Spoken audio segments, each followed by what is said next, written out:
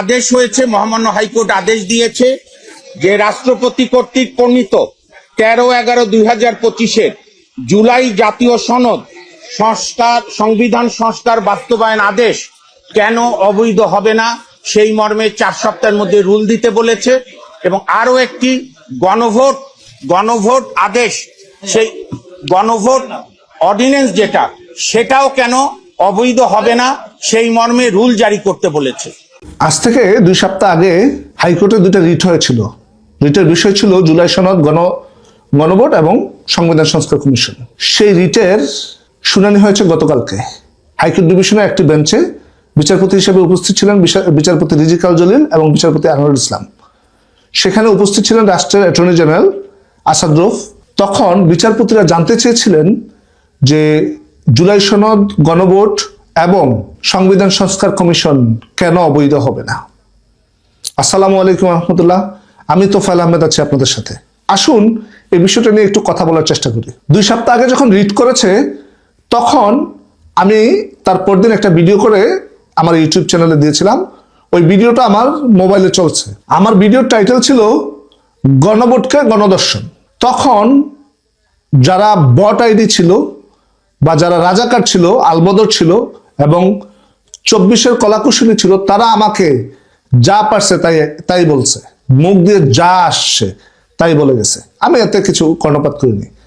কিন্তু যখন গতকালকে শুনানি হয়েছে, শুনানির বিষয়বস্তু শোনার পরে আর শুনানির পক্ষের আইনজীবী আর বিপক্ষের আইনজীবী দেখার পরে আমি একদম ক্লিয়ার যে এই খেলা আর সামনে আগাবে না, এটা ফিনিশ। পক্ষের আইনজীবী ছিলেন আপনার সিনিয়র আইনজীবী আহসানুল করিম মাহবুব সাহেব এবং ব্যারিস্টার জ্যোতির্ময় বড়ুয়া। ব্যারিস্টার জ্যোতির্ময় বড়ুয়া একদম প্রথম থেকে এই গণভোট এবং জুলাই সনদের বিপক্ষে। তার কথা এটা প্রশ্নই ওঠে না। আর বিপক্ষে ছিল জামায়াতের ওই যে শিশির মনির সহ তার সঙ্গপঙ্গরা। এখন গণভোটটা নিয়ে আর জুলাই সনদটা নিয়ে দখলদার ইউনূস যেই পরিমাণ অত্যাচার এই জনগণের উপর করছে, সংবিধান মানে নাই, রাষ্ট্রের আইন মানে নাই, কোনো কিছু মানে নেই, না মেনে জনগণের উপর চাপিয়ে দিয়েছে। তার সাথে সহযোদ্ধা হিসেবে ছিল আরেকটা বিশ্ব বাটপার আলী রিয়াজ। এই দুইজনের সমন্বয়ে দেশের জনগণের উপর একটা অবিচার চাপিয়ে দিয়ে গেছে। রাষ্ট্রের শত শত কোটি টাকা নষ্ট করেছে এই গণভোট আয়োজন করে। যেই সরকারটাই বৈধ না, সেই সরকার গণভোট আয়োজন করার ম্যান্ডেটটা কোত্থেকে পায়? এবং সংবিধান সংস্কার কমিশন তারা করেছে জামায়াতের যে 77 জন পার্লামেন্ট মেম্বার আছে তাদের জোটের, তারা সবাই পার্লামেন্ট মেম্বার হিসেবে শপথ নিয়েছে এবং সংবিধান সংস্কার কমিশনের জন্য তারা শপথ নিয়েছে। এখন প্রশ্ন হচ্ছে, এখন যদি কেউ কোর্টে রিট করে যে এই প্রত্যেকটা পার্লামেন্ট মেম্বার শপথ ভঙ্গ করেছে, তারা একজনও পার্লামেন্ট মেম্বার হিসাবে নির্বাচিত হইতে পারবে না, তারা সংবিধান লঙ্ঘন করেছে, তারা আর পার্লামেন্ট মেম্বার হিসাবে থাকতে পারবে না। সেটা পরে হিসাব, সেটা আসবে। এই 77 জনের কপালেও বিপদ আছে, তারা দেখেই বিপদ এনেছে। বিপদের প্রথম ধাপ এখন মঞ্চায়ন হচ্ছে। দেখুন, রাষ্ট্রপতিকে দিয়ে দখলদার ইউনূস প্রেশারাইজ করে এই স্বাক্ষরগুলো করেছে, যেখানে তারা নিয়মের কোনো তোয়াক্কা করেনি, কোনো ধরনের কোনো নিয়ম তারা ফলো করেনি। রাষ্ট্রপতিকে সর্বোচ্চ প্রেশার করে করে তারা জুলাই চার্টার, সংবিধান সংস্কার কমিশন এবং গণভোট সব জায়গায় তারা সফল হয়ে গিয়েছেন। কিন্তু দেশে আইন বলে একটা কথা আছে। যেই 2 জন বিচারপতির কোর্টে এই মামলাটা উঠেছে, বিএনপি এসে এখনো কিন্তু বিচারপতি পরিবর্তন করে নাই। দখলদার ইউনূস যাদেরকে নিয়োগ করে গিয়েছেন, আসিফ নজরুল যাদেরকে নিয়োগ করে গিয়েছেন, তারাই এখনো বিচারপতি হিসেবে আছেন। তারাই জানতে চেয়েছেন, রুল জারি করেছেন, গণভোট, সংবিধান সংস্কার কমিশন এবং জুলাই চার্টার কেন অবৈধ হবে না। দেখুন, আমরা প্রথম থেকেই বলে আসছি, জুলাইয়ের যারা কলাকুশলী আছেন তারা প্রত্যেকেই এই দেশে বিচারের মাধ্যমে ফাঁসিতে ঝুলবেন। কারণ দেশে ৭২-এর যে সংবিধান এখনো বলবৎ আছে, সেখানে অন্তর্বর্তীকালীন কোনো সরকার নেই, সেখানে তত্ত্বাবধায়ক কোনো সরকার নেই, সেখানে গণভোট বলতে কোনো শব্দ নেই। তো আপনি সরকার হিসাবে শপথ নিয়েছেন ৭২-এর সংবিধান মেনে রাষ্ট্রপতির কাছ থেকে। সেই রাষ্ট্রপতির কাছ থেকে শপথ নিয়ে ৭২-এর সংবিধান মেনে আপনি অন্তর্বর্তী সরকার গঠন করতে পারেনই না। তারা বলেছেন সুপ্রিম কোর্টের প্রধান বিচারপতি সহ পুরো বিচারপতিরা মিলে তাদেরকে ম্যান্ডেট দিয়েছে যে তারা সরকার গঠন করতে পারবে, ফুল বেঞ্চ। কিন্তু পরক্ষণে দেখা গেছে যে সেনাবাহিনীর কাছে যারা যারা আশ্রয় নিয়েছিল, সেখানে প্রধান বিচারপতি সহ আরেকজন সুপ্রিম কোর্ট বিচারপতি, তাহলে দুইজন যদি এখানে থাকে, তাহলে যারা তাদেরকে দিয়েছে, ম্যান্ডেট দিয়েছে, স্বাক্ষর করেছে, সেখানে তো প্রধান বিচারপতি নেই। তাই ওই জায়গায় তো তারা অবৈধ, প্রত্যেকটা জায়গায় তারা অবৈধ কাজ করেছে।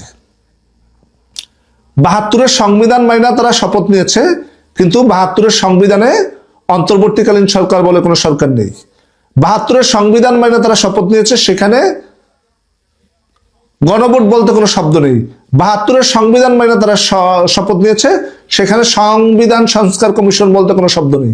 ৭২-এর সংবিধান মাইনা তারা শপথ নিয়েছে, সেখানে তারা সংবিধান সংস্কার করবে কোন ভিত্তিতে? কারণ তারা প্রত্যেকটা জায়গায়, যারা এই ৭২-এর সংবিধান মাইনা শপথ গ্রহণ করেছে, তারা প্রত্যেকটা জায়গায় সংবিধান লঙ্ঘন করেছে। আর সংবিধান লঙ্ঘনকারী রাষ্ট্রদ্রোহী অপরাধ।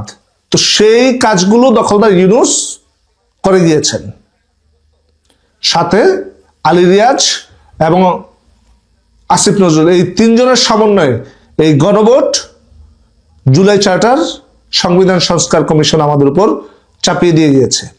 এটা আমাদের উপর চাপিয়ে দিয়ে গেছে বললে ভুল হবে, আমরা এটা নিয়ে কোনো ধরনের কোনো কেয়ারই করি না। কিন্তু আমরা এখন খেলটা দেখব, কারণ প্রত্যেকের বিচার এই বাংলার মাটিতে হবে। বিএনপি যেটা করতেছে, একটু নাড়াচাড়া দিচ্ছে, বিএনপি বিচার করবে না, বিচার বাংলাদেশ আমলিক করবে ইনশাল্লাহ, এবং প্রত্যেকের ফাঁসি অনিবার্য। বিএনপির বিচারপতিরা বা বিএনপিতে যারা আছেন, আইনমন্ত্রী যারা আছেন, যারা বিএনপির সাপোর্টার্স হিসাবে, যারা বিচারপতি হিসাবে থাকবেন, তারাই যদি মনে করেন যে এটা অবৈধ নয়, কেন রুল জারি করতে পারেন, তাহলে আমরা যখন ক্ষমতায় আসব, তখন বিচার বিভাগকে বিচার বিভাগের দায়িত্বে ছেড়ে দেওয়ার পরে আমাদের বিচারকরা বা বিচার বিভাগ যেটা সত্য ন্যায়ের পক্ষে, সেটাই তারা করবে।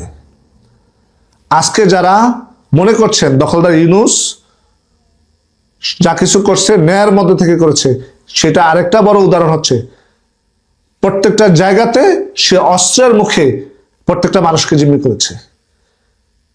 এই বিচারপতিগণ তারই নিয়োগিত, তার শাসনামলে এই বিচারপতিগণ নিয়োগিত। তাহলে সেই বিচারপতিগণ কি করে রুল জারি করে যে জুলাই চার্টার, গণভোট, সংবিধান সংস্কার কমিশন অবৈধ? কিভাবে হইতে পারে এটা? তাহলে এই জিনিসটা নিশ্চিত যে গণভবন সে এক ধরনের মব সৃষ্টি করে রাষ্ট্রপতিকে আটকিয়ে সবগুলো কাজ করতে বাধ্য করেছেন। আমরা খেলা দেখার পক্ষে। ফাঁসির দড়ি লোড হচ্ছে, কয় দিকে তারা যাবে? পুলিশের হত্যার বিচার কয়টা বিএনপি অ্যাভয়েড করবে? জুলাই সনদ, গণভোট, সংবিধান সংস্কার কমিশন, কয়টা বিএনপি অ্যাভয়েড করবে?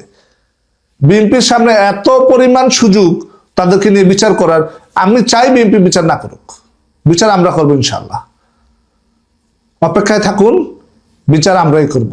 সামনে আমাদের জন্য সুদিন আসতেছে, ইনশাল্লাহ বিচার করার জন্য আমরা তৈরি। জুলাই সনদ এবং গণভোট, এটা যখন উচ্চ আদালতের দ্বারস্থ হয় এবং উচ্চ আদালতে যদি এই অবৈধ ঘোষণা করে, যেটা আজকে রুল জারি করেছে উচ্চ আদালত, যে 4 সপ্তাহের মধ্যে সরকারের বিভিন্ন জায়গা থেকে নির্বাচন কমিশন, সরকার তাদেরকে জবাব দিতে হবে যে কেন এই জুলাই সনদ এবং গণভোটকে অবৈধ ঘোষণা করা হবে না। তখন চারদিকে একটা শোকের রোল পড়ে গেছে। সেই শোকের সাগরে ভাসছে জামাতে ইসলামী, এনসিপি এবং তাদের আরো কিছু ওই যে হাইব্রিড না তো, তাদের পালিত, তাদের ঘাস শ্রেণীর কিছু সংগঠন, এই যে কি জুলাই অভ্যুত্থান, বৈষম্যবিরোধী ছাত্র আন্দোলন প্ল্যাটফর্ম নামে এখন একটা প্ল্যাটফর্ম আছে। এই প্ল্যাটফর্ম নিশ্চয়ই ইনকিলাব মঞ্চও কাঁদছে কাদার কথা, এবং হাপিত্তিসের সুর হচ্ছে এনসিপির গলায়। হ্যাঁ, কি যেন হচ্ছে, কলিজা ফেটে যাচ্ছে আমাদের ইউনূস সাহেবের, আমাদের মহান ইউনূসের এই স্বপ্নের শত কোটি টাকা ব্যয়ের জুলাই সনদ, গণভোট। বিএনপি কি দুষ্ট কথা দিয়েছিল, রাখলো না কথা। হ্যাঁ, এখন আদালতের উপর দিয়ে এনতেন করা হচ্ছে, এইসব নানান রকম দেখবেন যে আলাপ সালাপ চলছে। আশার আলো জেগেছে বাংলাদেশের ম্যাক্সিমাম মানুষের মধ্যে। ম্যাক্সিমাম মানুষ বলতে বাংলাদেশের ভোটার তো 8 কোটি ভোটার হাতে ভোট দেয় নাই, এবং অধিকাংশ মানুষ যে না চায় বা এই গণভোটের রাজি না, বিএনপি যেমন রাজি ছিল না, তারপর এই জুলাই সনদে রাজি না, এই অংশ কিছুটা আশার আলো দেখছে। যদি উচ্চ আদালতে যাওয়া হয়েছে, এটা সংবিধান বিরুদ্ধ একটা জিনিস, আদালত তো এটা অস্বীকার করতে পারবে না, তাই না? তো সেখানে যদি জনমানুষের পক্ষের মতামত আসে, আদালতের উপর কিছু চাপিয়ে দেওয়া যায় না, বা আদালতের বিচারাধীন বিষয়ে কিছু বলা যায় না, কিন্তু হ্যাঁ না যে কোনো একটা হতে পারে। তো আমরা যদি হ্যাঁ ধরে নেই, তাহলে অনেকেই আশায় বুক বাঁধছেন যে অন্তত এই জাতিটা কোনো কুষড়যন্ত্র থেকে, বাংলাদেশের সংবিধান নস্যাৎ করার ষড়যন্ত্র থেকে এই জাতিটা রক্ষা পাবে। তখন এনসিপির গলায় ব্যাপক হতাশার সুর। গণভোটের বৈধতাকে আদালতে নিয়ে প্রশ্নবিদ্ধ করার পায়তারা চলছে বলে মন্তব্য করে জাতীয় নাগরিক পার্টি এনসিপির আহ্বায়ক নাহিদ ইসলাম মন্তব্য করেছেন যে এটা আদালতে নিয়ে প্রশ্নবিদ্ধ করার পায়তারা চলছে। তিনি কুমিল্লাতে এক প্রোগ্রামে বলেন, এ সময় নাহিদ ইসলাম বলেন, আমরা হায়ের পক্ষে ভোট দিয়ে গণপূর্তির জয়যুক্ত করেছি। আমরা বলতে কারা? আমি, তুমি, সে, মানে আমরা করেছি। তারপর সেই গণভোটের গণরায়কে নিয়ে যাওয়া হচ্ছে আদালতে, গণভোটের বৈধতাকে প্রশ্নবিদ্ধ করা হচ্ছে আদালতে। আমরা সেটা মানব না। আদালত থেকে কি হবে এটা তারা মানবে না। অদ্ভুত, যদি জনগণের রায়কে আদালতে নিয়ে যাওয়া হয়, আদালতকেও রাজপথে যেতে হবে, আমাদেরকেও রাজপথে যেতে হবে। মানে এটাকে যদি আদালতে নেওয়া হয়, তাদেরকে রাজপথে যেতে হবে। কথা ঘুরিয়ে পরিষ্কার, আমরা জুলাইয়ের মতো স্লোগান দিতে চাই না, হাইকোর্ট না রাজপথ। ওই যে মব করে প্রধান বিচারপতিকে নামিয়ে দিয়েছিল, এখনো সেই মবের স্বপ্ন বেঁচে আছে তাদের মধ্যে। কিন্তু এই স্লোগান দিতে আমাদেরকে বাধ্য করবেন না। গণভোটের গণরায় অনুযায়ী সকল সংস্কার বাস্তবায়ন করতে হবে। জনগণের রায়কে আদালতে নিয়ে আদালতকেও প্রশ্নবিদ্ধ করবেন না। বলছেন ভারতের কাছে অবিলম্বে শেখ হাসিনাকে ফেরত পাঠানোর দাবি জানাতে হবে। শেখ হাসিনা ফেরত না পাঠালে ভারতের সাথে সম্পর্ক ঠিক হবে না। উনি হর্তাকর্তা ভারতের সাথে সম্পর্ক ঠিক করার। আরে ওনার বসই তো 18 মার্চ চেষ্টা করে ভারতের সাথে সম্পর্ক ধ্বংস করে দিতে পারলো না। অবশিষ্ট কিছু আছে বলেই তো তারেক রহমান এখন কিছু করতে পারছেন, অন্তত সম্পর্কটা বরফ গলতে শুরু করেছে। যাই হোক, গণভোট এবং জুলাই সনদ, আমরা বেশ কিছুদিন রাজনীতিতে এটা আমরা বলেছি যে গিট্টু লেগেছে রাজনীতিতে, কিছুদিন উত্তপ্ত হয়ে থাকবে বাংলাদেশের রাজপথ। দেখেন, যদি এই গণভোট এবং জুলাই সনদ আপনার বাস্তবায়ন না হয়, বাংলাদেশ কি 100 বছর পিছিয়ে যাবে? আর বাস্তবায়ন হলে কি বাংলাদেশ 100 বছর এগিয়ে যাবে? মানে কি অদ্ভুতুরে কাণ্ড কারখানা। সংস্কার একটা দীর্ঘমেয়াদী প্রক্রিয়া, দীর্ঘমেয়াদী প্রক্রিয়া। আপনি 80টা জিনিস পয়েন্ট আউট করে দিলেন আর কাগজে কলমে সংবিধানে তুলে নিলেন, তাতে করে বাংলাদেশ চেঞ্জ হয়ে যাবে?